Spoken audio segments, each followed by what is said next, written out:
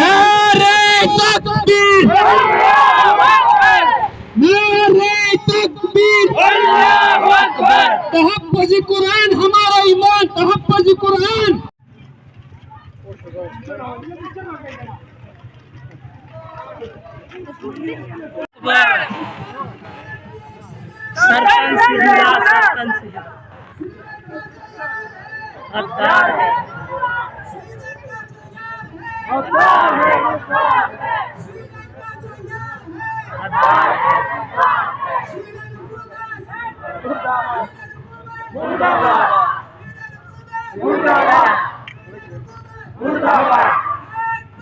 जिंदाबाद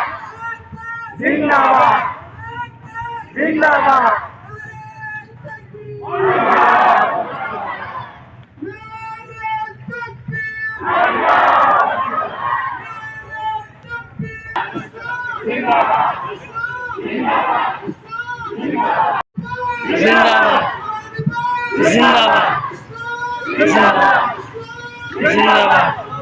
तहफ़्फ़ुज़ कुरान हमारा ईमान, तहफ़्फ़ुज़ कुरान,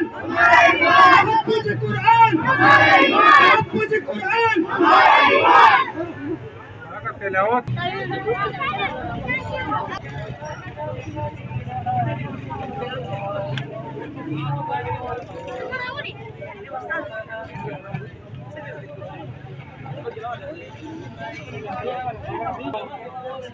नौजवानों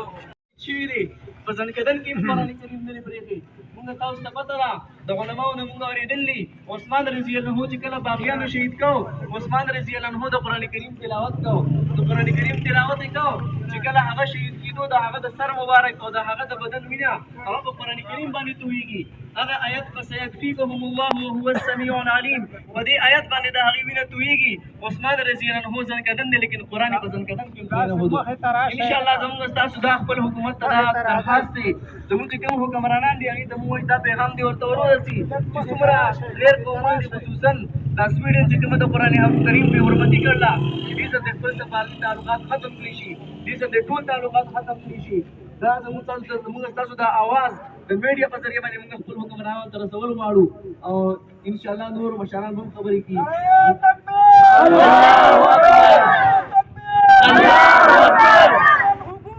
मुर्दाबाद मुर्दाबाद मुर्दाबाद जिंदाबाद जिंदाबाद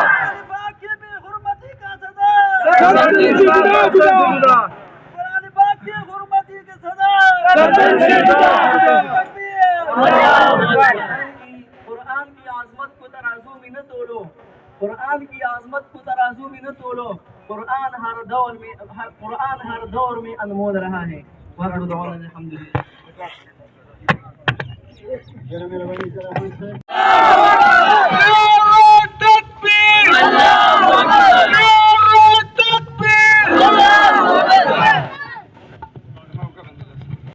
मिनश्शैतानिर्रजीम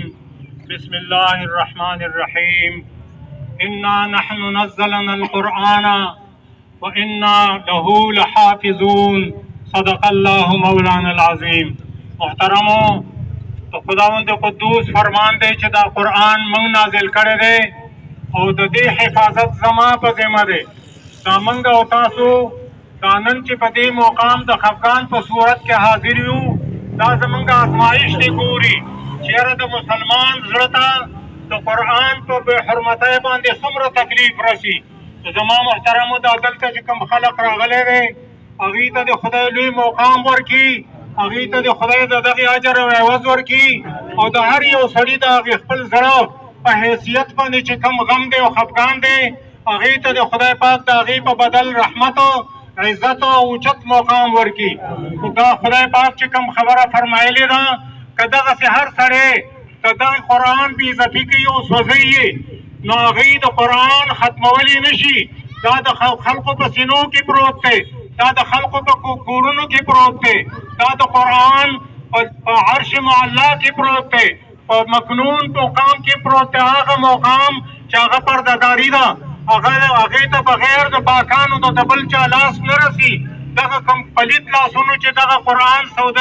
سوځولی دی، نو په دې دنیا کې هم هغه ته به خالق لاعزال د خپل قوت شان مطابق، د خپل عظمت مطابق، د خپل الوهیت مطابق پوله سزا ورکوي. خو د دنیا د عذاب څه عذاب نه دی، دا خو به یوې ورځې عذابي، یا به د ګنټې عذابي، یا به د یو کال عذابي. کوم د عمر بر عذاب چې دی هغې دپاره هغه د خدای پاک په مخې ته دربار ته به ځي او هغه به هغه زری کوي. محترمو، موږ او تاسو له د دې په بدل کې پکار دي چې کوم سړی لا تر ننه قرآن نه دی ویلی، نو د خپل قرآن سره د محبت په بنیاد باندې چې د قرآن ویل شروع کړي. که څوک چاله قرآن ورځي، هغه د یوې رکو تلاوت روزانه کوي، هغه د هغه تلاوت د یوې رکو په ځای 2 رکو ته کړي. که یوه سپاره وي، هغه د خپل قرآن 2 سپارو ته کړي چې دا محبت د هغې په زړه کې نور هم واغږلی شي. لہذا دا کومو خلکو چې خفګان کړی دی، د دې په بنیاد موږ د حکومت ته، دا زموږ خپل حکومت پاکستان ته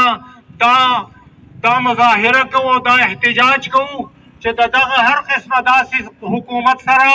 لکه څنګه چې سویډن دی هغه کوم بې حرمتي د قرآن کړې ده، سفارتي تعلقات دې ورسره فورا ختم کړي، د هغې په مصنوعاتو د هر قسمه